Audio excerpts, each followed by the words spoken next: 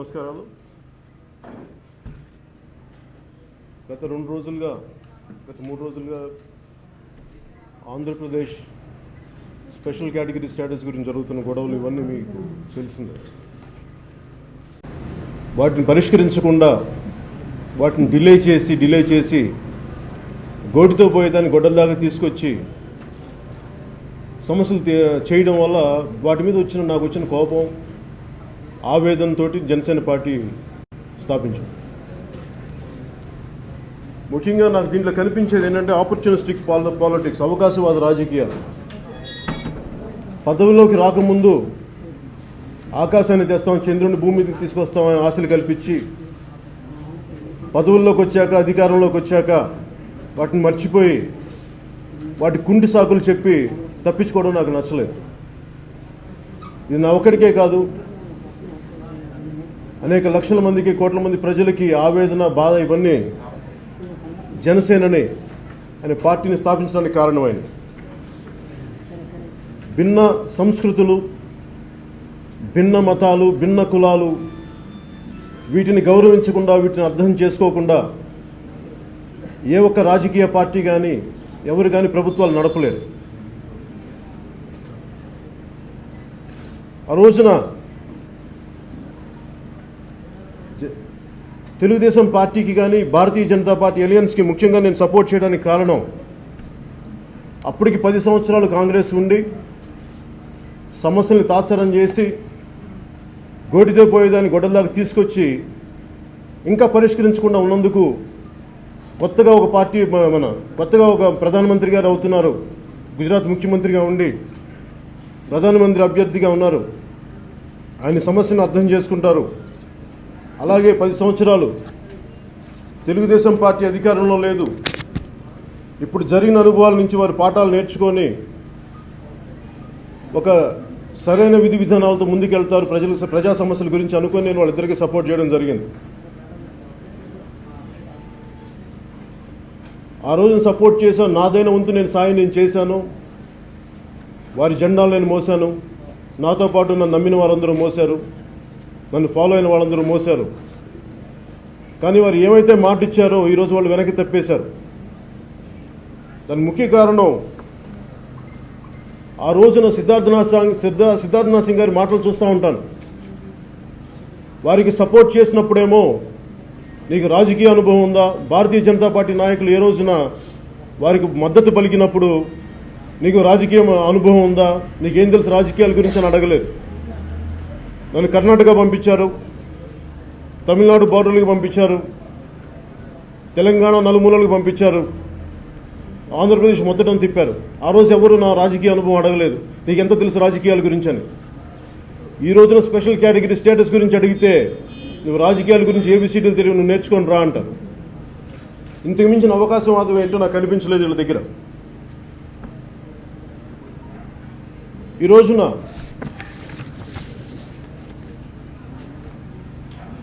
Janasena party నేను ముఖ్యంగా గత 3 సంవత్సరాలు అయిపోయింది.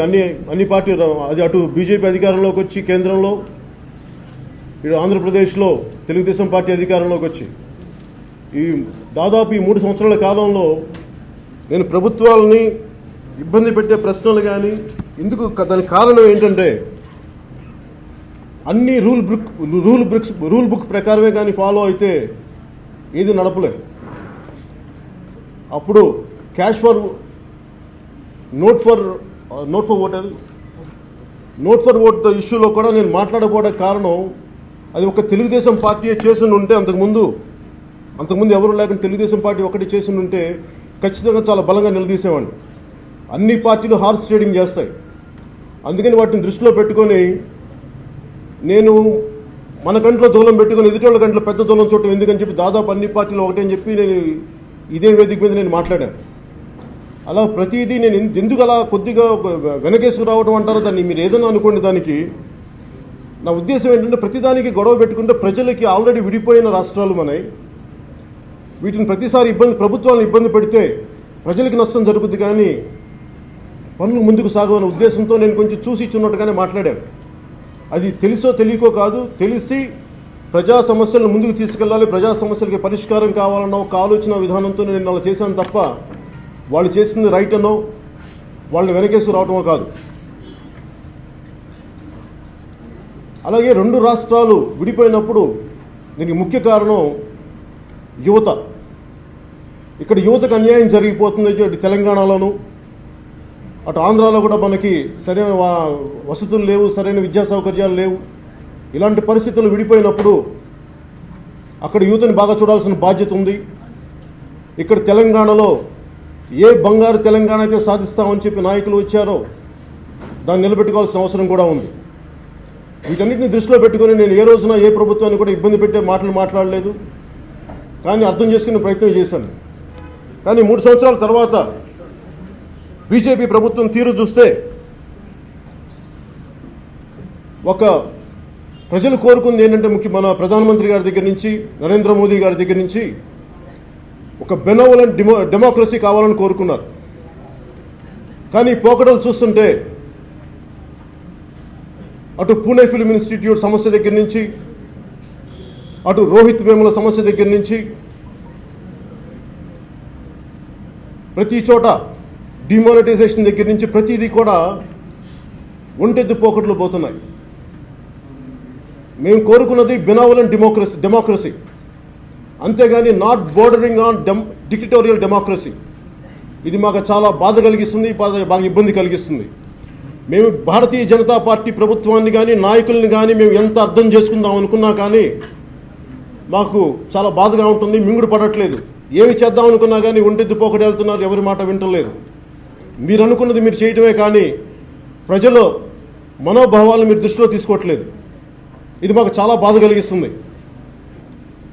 మొన్న నా మధ్యన నేను తమిళనాడు ఒక 4 రోజుల క్రితం షూటింగ్కి వెళ్ళినప్పుడు, ఈరోజు జల్లికట్టు కొత్తగా వచ్చిందేమో కానీ నేను తమిళనాడు కొన్ని సంవత్సరాలు చదువుకున్నాను. అక్కడ నాకు స్నేహితులు ఉన్నారు. వాళ్ళు నాకు చెప్పింది ఏంటంటే జల్లికట్టు అనేది చాలా పెద్ద గొడవ అవుతుందని చెప్పారు. నాకు అప్పుడు నాకు అర్థం కాలేదు. ఏంటంటే నాకు వాట్సాప్ గ్రూప్ చూపించారు, ఇవన్నీ సర్క్యులేట్ అవుతున్నాయి అంటే నేను వాళ్ళు అడిగాను దేనికని. అడిగితే వాళ్ళు అన్నది ఒకటి, జయలలిత గారు చనిపోయినాక భారతీయ జనతా పార్టీ ప్రభుత్వం అక్కడ తమిళనాడు రాజకీయాలను శాసించటం, అక్కడ రాజకీయ నాయకులకి పార్టీలకి ఒప్పుకోగలిగారేమో కానీ తప్పలేదేమో కానీ అక్కడ ఉన్న యువత కానీ ప్రజలకి అసలు ఇష్టం లేదు. ఎందుకంటే మన ద్రావిడ సంస్కృతి మీద దాడిలాగా బీజేపీ చేస్తున్న దాడిగా వివరించారు. అందుకని వాళ్ళ యువత నాకు ఆ సర్క్యులేషన్ చూపించారు. ఇది చాలా పెద్ద గొడవ అవుద్ది, నువ్వు చూసుకో ఒకసారి నీకు తెలుస్తుంది అన్నారు. ఈ రోజున జల్లికట్టు అనేది మీరు దయచేసి ప్రతి ఒక్కరూ అర్థం చేసుకోవాలి. జల్లికట్టు అనేది ఒక ఎద్దులని లొంగ తీసుకునే ప్రక్రియ కాదు. అది సంస్కృతిలో భాగం. ఇవన్నీ పక్కన పెడితే వాటన్నిటికంటే కూడా బీజేపీ మీద అక్కడ తమిళనాడు యువతకున్న కోపం అది. వాళ్ళు అలా చూపించారు బయటకు వచ్చి. వాళ్ళ నాయకులు వాళ్ళకి మద్దతు పలకలేకపోతుంటే, బీజేపీని ఎదిరించలేకపోతుంటే, తమిళనాడు రాజకీయాలను వాళ్ళు శాసిస్తుంటే ఆ కోపంతో వాళ్ళు బయటకు వచ్చారు. జల్లికట్టుని అలాగ చూడాలి, అది నిజంగా అర్థం చేసుకునే వాళ్ళకి అదే అని అర్థమవుతుంది. అలాగే ఈ రోజున రాష్ట్రాలు ఆంధ్రప్రదేశ్ ముఖ్యంగా అటు తమిళనాడు కానీ ఫెడరల్ స్ట్రక్చర్ని రిప్రజెంట్ చేస్తున్నాయి. ఫెడరల్ గవర్నమెంట్ పాలసీస్ని వాళ్ళు మినీ బీజేపీలా తయారయ్యారు. కానీ ముఖ్యంగా ఆంధ్రప్రదేశ్ మినీ బీజేపీలా తయారైంది. కానీ అక్కడ తెలుగుదేశం ప్రభుత్వం లేదు. అక్కడ మీరు ఆ రోజున ఒక్కొక్కరు 5 సంవత్సరాలు కాదు, 10 సంవత్సరాలు కాదు, 15 సంవత్సరాలు కూడా సరిపోదని చంద్రబాబు గారు అంటే, వెంకయ్యనాయుడు గారు గొంతు చించుకొని ఇవ్వాలి, రాష్ట్రానికి ఇవ్వాలి, అన్యాయం జరిగిపోతుందని చెప్పి అందరినీ నమ్మకం కలిగించి ఓట్లు వేయించుకొని ముందుకెళ్ళాక ఈ రోజున సంజీవిని విద్యగా అదేమన్నా సంజీవినియా, లేదంటే అది మర్చిపోయిన అధ్యాయం, గతించిన అధ్యాయం అనే మాటలు మాట్లాడుతున్నారు. అంటే మీకు ప్రజలంటే వెంకయ్యనాయుడు గారు మీకు ప్రజలంటే ఆటలుగా ఉందా? మీకు మీ ఇష్టానికి ఒక మాట మాట్లాడి ఇంకో రోజు ఇంకో మాట మాట్లాడితే మేము చూస్తా చేతులు కట్టుకొని కూర్చుంటాం అనుకుంటున్నారా? మీరు ఏమనుకుంటారండి? మీరు స్వర్ణ భారతి ట్రస్ట్ కోసం పెట్టినంత మనసు ఆంధ్రప్రదేశ్ రాష్ట్రానికి గారి పెట్టిండుంటే ఈ పాటికి ప్రత్యేక ప్యాకేజ్, ఖచ్చితంగా ప్రత్యేక స్పెషల్ స్టేటస్ వచ్చిండేది. మీరు స్వర్ణ భారతి ట్రస్ట్ కోసం పెట్టినంత మనసు ప్రజా సమస్యల మీద కానీ, ఆంధ్రప్రదేశ్ సమస్యల మీద కానీ, ఆంధ్రప్రదేశ్ ప్రత్యేక స్టేటస్ మీద కానీ మీరు మనసు పెట్టలేదు. మీరు 3 సంవత్సరాల్లో ఇన్ని రకాల మాటలు మారిస్తే ప్రజలెవరు మిమ్మల్ని నమ్మట్లేదు. మీరు సన్మానాలు చేయించుకోవచ్చు, ఏదైనా చేయించుకోండి, కానీ మీ మాటలను నమ్మే పరిస్థితిలో ప్రజలు లేరు. అలాగే వెంకయ్యనాయుడు గారి పదజాలం ఎలా ఉంటుందంటే, స్పెషల్ స్టేటస్ను 5 సంవత్సరాలు కాదు 10 సంవత్సరాలు ప్రసాదిస్తూ ఉంటారు. ప్రసాదించడానికి మీరేమైనా దేవుళ్ళ అండి? మీరేమైనా దేవుళ్ళ దిగొచ్చారా? మీరు అందరిలాంటి మనుషులు కాదా? మీరు ప్రత్యేకంగా దిగొచ్చారా? ఢిల్లీ రక్షణ కవచాల్లో కూర్చొని మీ ఇష్టం వచ్చినట్టు మీరు మాట్లాడితే మీరు దిగొచ్చారు అనుకుంటున్నారా? మేమందరం మీ బానిసలవా? ఏమనుకుంటున్నారు మీరందరూ? మేము ఈ దేశ ప్రజలు మీరు ఇష్టానికి మాట్లాడితే కుదరదు. ఒకరోజు ఒక మాట చెప్పి ఇంకో రోజు ఇంకో మాట చెప్తే కుదిరి మేము ఖాళీగా కూర్చునే వ్యక్తులం కాదు, మనుషులం కాదు, ప్రజలం కాదు. మీరు దయచేసి మా ఆవేదన మీరు అర్థం చేసుకోండి. నోటికి వచ్చినట్టు నోటికి ఇష్టం వచ్చినట్టు మీరు 4 మడత తిప్పుతా మాట్లాడితే మేము కూర్చుంటూ సహించేది లేదు. మేము ఇక్కడ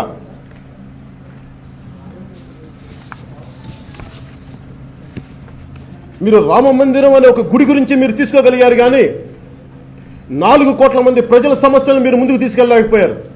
ఎందుకంటే ఇది మీకు ఓట్లు తెస్తో లేదో నాకు తెలియదు, మీకు అది రాదని మీకు నమ్మకం వచ్చిందేమో, మరి అందుకని మీరు ముందుకు తీసుకెళ్ళట్లేదేమో. అలాగే ముఖ్యమంత్రి గారికి సంబంధించి ముఖ్యమంత్రి గారు చంద్రబాబు నాయుడు గారు వారికి ముఖ్యంగా సపోర్ట్ చేయడానికి కారణం వారి అడ్మినిస్ట్రేటివ్ ఎక్స్పీరియన్స్, వారి పరిపాలనా అనుభవం. నేను 2014 ఎన్నికల్లో చెప్పాను, వారి పరిపాలనా అనుభవం ఆంధ్రప్రదేశ్కి కావాలి అని చెప్పి. కేవలం పరిపాలనా అనుభవం ఒకటే దృష్టిలో పెట్టుకొని ఆయన ఆంధ్రప్రదేశ్ ప్రత్యేక స్టేటస్ గురించి ముందుకు తీసుకెళ్ళకపోవటం అది నైతికంగా ఆయన చేస్తున్న తప్పు. అది మీరు సరిదిద్దుకోవాలి. ఎందుకంటే మీరు మాట ఇచ్చారు. మీరు అంటున్నారు ఈ రోజున స్పెషల్ స్టేటస్ కాకుండా స్పెషల్ ప్యాకేజ్ వల్ల కాకుండా స్పెషల్ స్టేటస్ వల్ల కొత్తగా వచ్చే సమస్యలు ఏమేమి బెనిఫిట్స్ అని అడుగుతున్నారు. మీరే డిమానిటైజేషన్కి నేనే మద్దతు పలికాను అన్న ముఖ్యమంత్రి గారు, అలాగే నేనే చెప్పానని చెప్పిన తర్వాత మళ్ళీ ఇది చాలా ఇబ్బందిగా ఉందన్నారు, చాలా గొప్పదన్నారు. మీరే 5 రకాల మాటలు మార్చారు. మీకే ఇన్ని సమస్యలు ఉన్నప్పుడు, మీకు ఇంత అనుభవం ఉన్న మీకే ఇన్ని రకాలుగా మీరు మాట మారుస్తున్నప్పుడు మరి దాని మీద మీరు మాట మార్చట్లేదని నేను ఎందుకు అనుకోకూడదు చెప్పండి. మీరు ఎందుకు కాంప్రమైజ్ అయ్యారో నాకు చెప్పండి. ఏ బేసిస్లో మిమ్మల్ని ఇబ్బంది పెట్టారో, మిమ్మల్ని ఎవరిని కాంప్రమైజ్ అవ్వమని చెప్పారో నాకు ఆ కారణాలు చెప్పండి. ఇది నాకు కాదు, మీరు ప్రజలకి చెప్పాల్సిన అవసరం. ఎందుకంటే మిమ్మల్ని నమ్మి ఓటేసి ఈరోజు మిమ్మల్ని అధికారంలో కూర్చోబెట్టారు. దయచేసి దీన్ని మీరు చేయనప్పుడు మీరు Lee Kuan Yew, Singapore late ex premier లాంటి ఆయన ఆధ్వర్యంలో నిర్మించిన సింగపూర్ లాంటి దేశాన్ని నేను నిర్మిస్తాను, రాజధాని నిర్మిస్తానని చెప్పి ఈ రోజున మీరు ఎలాంటి వ్యక్తులను పక్కన పెట్టుకున్నారు? సుజనా చౌదరి గారు లాంటి వ్యక్తుల్ని. నాకు వీరందరూ వ్యక్తిగతంగా నాకు అందరూ పరిచయం ఉంది. సుజనా చౌదరి గారు కానీ, రాయపాటి సాంబశివరావు గారిని, నాకు వాళ్ళందరి మీద గౌరవం ఉంది. వాళ్ళు ఎవరు నాకు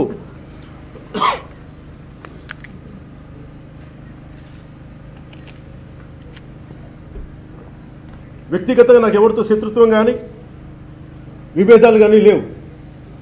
కానీ ప్రజా సమస్యలకి ప్రజల పక్షాన్ని నిలబడటానికి నేను సొంత కుటుంబంతో, సొంత అన్నయ్యతో కూడా నేను విభేదించి వచ్చిన వాడిని. అలాంటిది మీకున్న పరిచయమో స్నేహమో కలిసి ప్రయాణం చేసామో దాన్ని విభేదించి బయటికి రావడానికి నాకు పెద్ద ఇబ్బంది ఏం లేదు. దాని గురించి వెనక్కి కూడా ఆలోచించను. మీకు నాకు ఉన్నది ఒక కామన్ ఎజెండా, ప్రజలకి పనిచేయడం, కలిసి పనిచేయడం అనేది. అది జరగనప్పుడు నేను ఎందుకు మీ పక్షం ఉండాలి? ఒకసారి మీరు నాకు చెప్పాల్సిన అవసరం ఉంది. నాకు కాకపోయినా ప్రజలకు చెప్పాల్సిన అవసరం ఉంది. సుజనా చౌదరి గారు మాట్లాడతారు, జల్లికట్టు స్ఫూర్తిగా తీసుకొని మీరు కోళ్ల పందాలు, పందుల పందాలు ఆడుకోమని చెప్పి. ఇదేనండి మీరు మాట్లాడే మాటలు? ఇన్ని కోట్ల మంది మనోభావాలు మీరు కించపరుస్తున్నట్టు కాదా? మరి మీరు ఏ స్ఫూర్తి తీసుకొని మరి బ్యాంకులకి మీరు రుణాలు ఎగ్గొట్టారు చెప్పండి. మీకు ఎవరు స్ఫూర్తి దానికి? ఆ మాట నేను మాట్లాడితే మీకు ఎలా ఉంటుంది? నాకు ఎంతో కాలం సుజనా చౌదరి గారి ఫైల్ ఇచ్చారు మాట్లాడమని. నాకు అర్థం కాలేదు, దాంట్లో నిజాలు నాకేంటో తెలియదు. నేను చెప్పాను వారికి, నాకు ఇచ్చిన వాళ్ళకి, నాకు ఆయన తెలుసు, కానీ నేను మాట్లాడడానికి నాకు ఇబ్బంది ఏం లేదు. కానీ దీంట్లో నిజాలు ఎంత ఉన్నాయో, మీరు నన్ను ఎవరైనా వాడుకుంటున్నారా నాకు ఇవన్నీ తెలియదు. మీరు కన్సర్న్, నేనేమైనా నేనేమైనా వేరే కూర్చోబెట్టి నేను ఎక్స్ట్రా కాన్స్టిట్యూషనల్ అథారిటీ కాదు మాట్లాడటానికి. నిజాలు తెలుసుకునేంత యంత్రాంగం కానీ శక్తి కానీ నాకు లేదు. మీరు కన్సర్న్ డిపార్ట్మెంట్స్కి వెళ్ళాలంటే మీరు తర్వాత అది వెళ్ళి మరి సిబిఐలో ఉందేంటో నాకు తెలియదు. కానీ మరి ఏ స్ఫూర్తి తీసుకొని సుజనా చౌదరి గారు మీరు బ్యాంకులకి రుణాలు మీరు తీసుకొని కూడా మీరు దాన్ని ఎందుకు మీరు పే చేయలేకపోయారు? దాని ఈరోజు ప్రైజ్ ఎవరు పే చేస్తారు? మీ వెనకాల మీరు ఇన్ని లోపాలు, ఇన్ని సమస్యలు పెట్టుకొని మీరు ప్రజలు అనే హక్కు మీకు ఎక్కడుంది? మీరు చేతనైతే స్పెషల్ స్టేటస్ కోసం మీరు పోరాటం చేయండి, అంతేగాని చేసేవారిని దయచేసి కించపరచకండి, వెనక్కి లాక్కండి. అలాగే ముఖ్యమంత్రి గారు కూడా, చంద్రబాబు గారు కూడా నేను కోరుకునేది ఒకటే, మీ పరిపాలనా అనుభవం ఆంధ్రప్రదేశ్కి ఒక బంగారు ఆంధ్రప్రదేశ్గా కావాలని మేము కోరుకుంటున్నాం. కానీ రాయపాటి సాంబశివరావు గారు ఉంటారు, పోలవరం కాంట్రాక్ట్లు ఆయన కంపెనీలకు అప్పచెప్పారు. మొన్న ఈ మధ్యన ఇక్కడ రైతులు కూడా వచ్చారు. ఆ రైతుల పొలాల్లో మొత్తం అక్కడ తీసుకొచ్చిన మట్టినంతా తీసుకొచ్చి పచ్చడి పొలాల్లో వేసేస్తున్నారు. అలాగే ఎన్నో అవకతవకలు ఉన్నాయి పోలవరంలో అని చెప్పి రకరకాలుగా నాకు మాటలు వస్తూ ఉన్నాయి. నిజంగా మీకు Lee Kuan Yew, ex Singapore premier మీకు ఆదర్శం అయితే, ఆయన తన సొంత స్నేహితుడిని ఎలాగైతే అవినీతికి పాల్పడ్డ అతని తోటివారిని సహచరుల్ని ఆయన ఎలా అయితే శిక్షించారో, అలాగే మీకు ఇప్పుడు సుజనా చౌదరి గారు కానీ, అలాగే రాయపాటి సాంబశివరావు గారు కానీ, ఇలాంటి వారందరి మీద అభియోగాలు ఉన్నాయి, వాళ్ళు రకరకాల అవకతవకలు ఉన్నాయని చెప్పి మీరు ఒక ఎక్స్పర్ట్ కమిటీని వారి మీద లాంచ్ చేయండి. ఎందుకంటే మీరు ఒక ఓంబడ్స్మెన్ పెట్టండి రాష్ట్రానికి. ఇలాంటి ప్రాజెక్టులు ఏదైనా అవకతవకలు జరుగుతున్నాయా, ఇలాంటి వాటిని ఏమైనా ఉన్నాయంటే ఒక ఓంబడ్స్మెన్, ఒక్కళ్ళు కాదు, ఒక 5-6 మంది ఒక టీంని పెట్టండి, ఎక్స్ జ్యుడిషియరీ వ్యక్తులతోటి, బాగా అనుభవం ఉన్న వ్యక్తులు, ఇంటిగ్రిటీ ఉన్న వ్యక్తులతో పెట్టి మీకు మంచి పేరు తీసుకొస్తుంది. అంతేగాని మీరు కామ్గా నేను వాళ్ళు జరుగుతున్న చూస్తాను, సుజనా చౌదరి గారు ఏం మాట్లాడి నేను కామ్గా ఉంటానంటే అది జరిగేది అది మీకే మంచిది కాదు. నాకేనంటే ఈ రోజుకి నేనేం కోరుకుంటున్నానంటే మీరు బెటర్ గవర్నెన్స్ ఇవ్వాలని నేను కోరుకున్నాను. కానీ మొన్న మీరు చేసింది కూడా నాకు చాలా ఇబ్బందిగా ఉంది. మీరు అక్కడ ఆ రోజు అక్కడ పోరాటం చేద్దాం అనుకున్న యువతకి, పీస్ఫుల్ ప్రొటెస్ట్ చేద్దాం అనుకున్న యువతకి మీరు పర్మిషన్ ఇచ్చి ఉండాల్సింది. అది వాళ్ళు నిర్ణయించుకుంది, అదేదో ఒక పార్టీ పిలుపో అదే కాదు, వాళ్ళకై వాళ్ళు నిర్ణయించుకుంది. ఎందుకంటే 26 నేను అనుకున్నాను, ఎందుకు పెట్టుకున్నారండి 26 అనే కారణం ఏంటంటే అందరూ ఒక రిపబ్లిక్ డే కాబట్టి అందరూ ఒక గుమి కొడతారు, అందరూ కలెక్టివ్ వాయిస్ కేంద్రానికి చెప్పొచ్చు అనే ఉద్దేశంతో యువత చేశారు. కనీసం మీరు వాళ్ళకి నడిచే ఒక గంట పర్మిషన్ ఇచ్చి ఉండాల్సింది. దీనివల్ల ఏం జరుగుద్దంటే ఈ రోజున మీరు ఆపేశారు, ఒక ఉధృతిని ఆపారు. దీనివల్ల మీరు పోస్ట్పోన్ చేయగలిగారు, కానీ ఆ ఉధృతిని దయచేసి ఇంక మీరు ఆపలేరు. కాకపోతే నా విన్నపం ఏంటంటే వెంకయ్యనాయుడు గారికి కానీ చంద్రబాబు గారికి కానీ, నేను మీ అనుభవానికి కానీ మీ పెద్దరికానికి కానీ నేను గౌరవిస్తాను. కానీ మీ పెద్దరికం కానీ మీ అనుభవం కానీ మీ పరిపాలన అనుభవం కానీ మీకు ప్రజల సమస్యలను ముందుకు తీసుకెళ్ళిన పక్షంలో నేను ఎందుకు రోడ్ల మీదకి వచ్చి నా నిరసనలు తెలపకూడదో ఒకసారి మీరు పత్రికాముఖంగా మీడియా ముఖంగా తెలియజేయండి.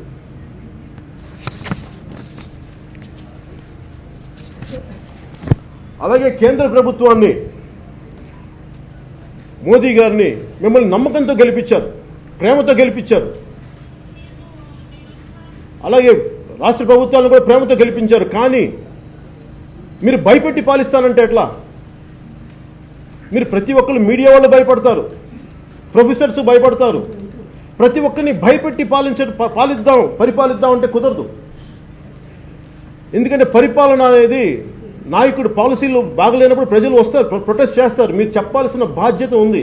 అంతేగాని మీరు కేవలం పోలీసుల ద్వారా ప్రతిదీ కంట్రోల్ చేద్దామంటే మీరు ఒక్క పోలీసులతో ఒక కాశ్మీర్ని కంట్రోల్ చేయలేకపోతున్నాం. దేశం ప్రపంచంలో సమస్య అయింది. అలాంటిది మీరు దేశం అంతా ఈరోజు జల్లికట్టు అని చెప్పి తమిళనాడులో పోలీసులతో అక్కడ కంట్రోల్ చేయించి, ఆంధ్రప్రదేశ్లో యువత ప్రొటెస్ట్ చేద్దాం అనుకుంటే అక్కడ కంట్రోల్ చేయించి, ఇక్కడ తెలంగాణలో కూడా ఇలా చేస్తే కేవలం పాలసీల ద్వారా మీరు ప్రజలకి కమ్యూనికేట్ చేయాలి కానీ మీరు పోలీసుల ద్వారా ప్రజల్ని యువతని కంట్రోల్ చేద్దామంటే అది మీరు తాత్సారం చేసినట్టు పోస్ట్పోన్ చేసినట్టు అవుద్ది. కానీ ఇది గోటితో పోయేదని గొడ్డల దాకా తీసుకురావద్దు దయచేసి.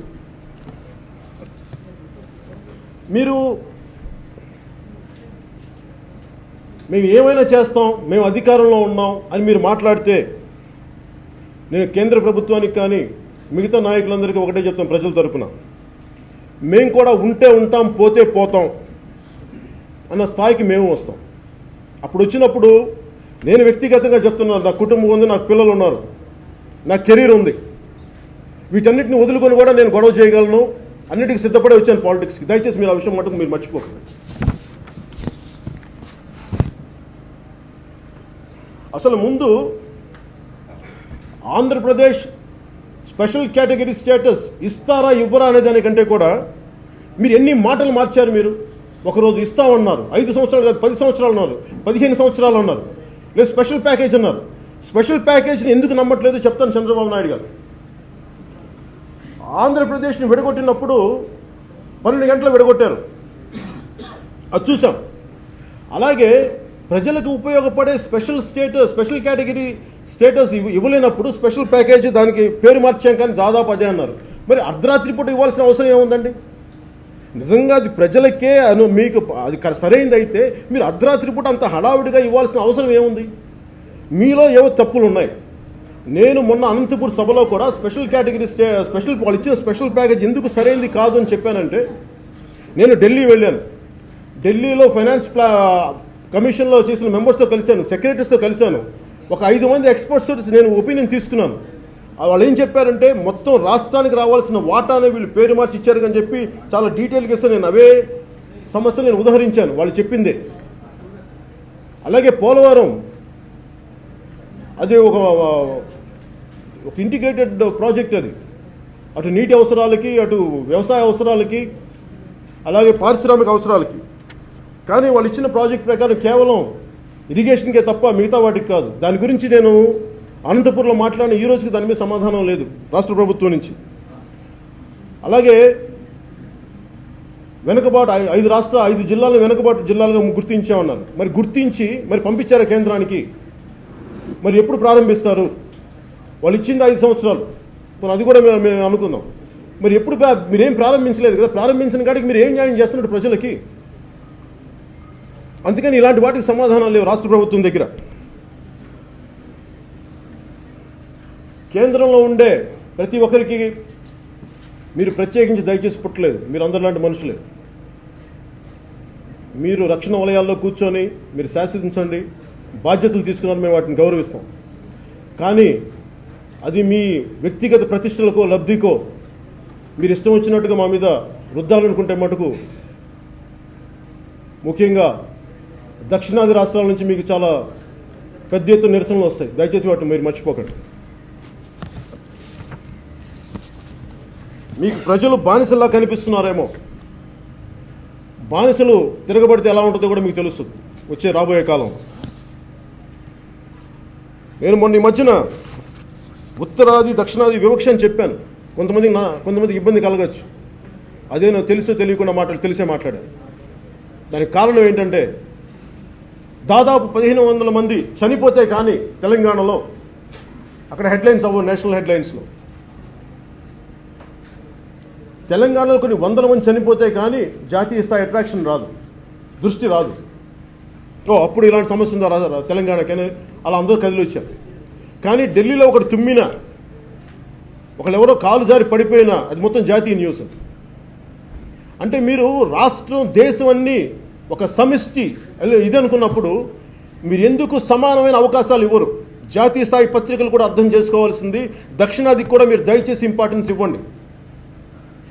అంతేగాని కూర్చోబెట్టి ఎంతసేపు ఉత్తరాది తాలూకు న్యూస్నే మాకు రుద్దితే దక్షిణాది తాలూకు మీరు చెప్పరా? మీరు హిందీ మేము గౌరవిస్తాం, దక్షిణాది భాషను కూడా మీరు గౌరవించండి, మేము కోరుకుంటున్నాం. అది కేవలం ఓట్లకే దక్షిణాది వారా, మిగతా వాటికి కాదా?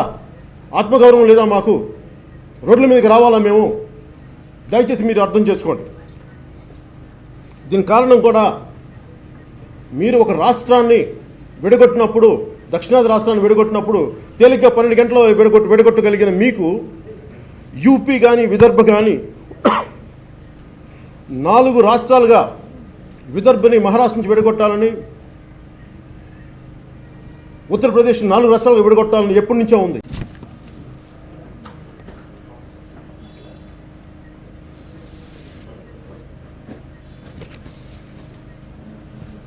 రెండు జాతీయ పార్టీలు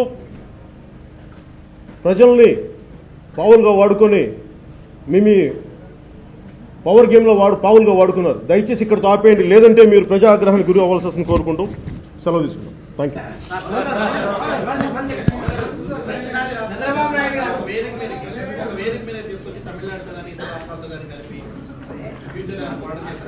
దక్షిణాది రాష్ట్రాలు అన్న దానికి కారణం ఏంటంటే,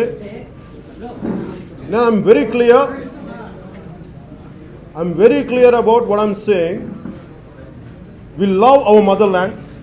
We bow to our motherland. We respect our motherland. But if you keep on degrading the Dravidian culture, definitely we'll raise our voice against North Indian elite leadership. I'm not going back on my words.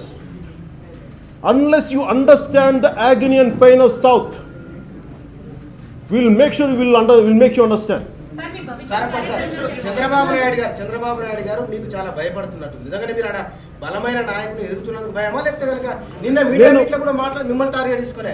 లేదు sir, నా ఉద్దేశం ఏంటంటే భయపడి కాదండి. ఇది ఎవరిని ఎవరు భయపెట్టగలరు ప్రజాస్వామ్యంలో?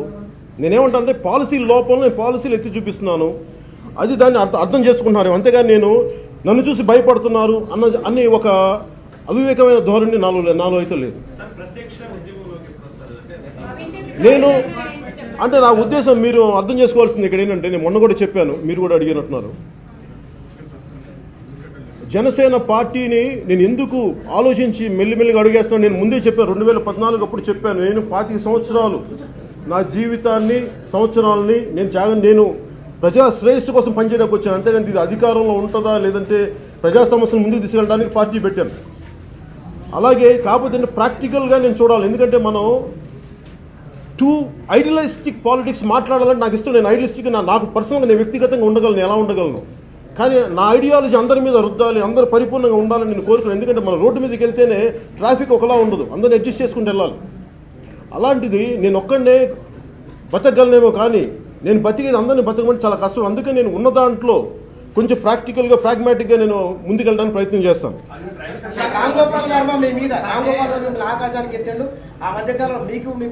నేను రామ్ గోపాల్ వర్మ గారి నుంచి ఒకటే మాట చెప్తాను. ఆయన ఈ సభలో మాట్లాడే వ్యక్తి కాదు కానీ, బట్ స్టిల్ ఆయనకి ఒకసారి సభాముఖంగా మీడియాముఖంగా once for all I never speak about him again. ఆయన దాదాపు 50 ఏళ్ళ పైబడ్డ వ్యక్తి, ఆ మధ్యనే పెళ్లి చేసిన కూతురు, పైగా పెళ్ళి అయిన కూతుర్ని పెట్టుకొని పోర్నోగ్రఫీ ఫిల్మ్స్ని నేను కలెక్ట్ చేసుకుంటానని చెప్పి వ్యక్తి మాటలు దానికి ఏం గౌరవం, ఏం మాట్లాడమంటారు? ఆయన మాట్లాడి ఒక రోజు నన్ను ఎత్తచ్చు, ఒక రోజు నన్ను తగ్గించవచ్చు. వీళ్ళందరికీ నేను సమాధానం చెప్పుకునే స్థితిలో నేను లేను.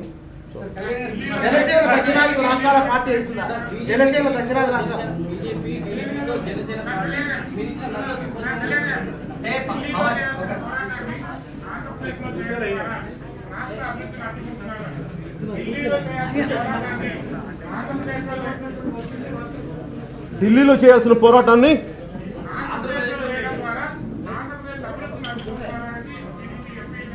ఎట్లా అభివృద్ధిని అడ్డుకుంటున్నాం అండి? నేను నిజంగా ఆంధ్రప్రదేశ్ అభివృద్ధిని అడ్డుకోవాలని నేను ఉండేవాడిని కదా.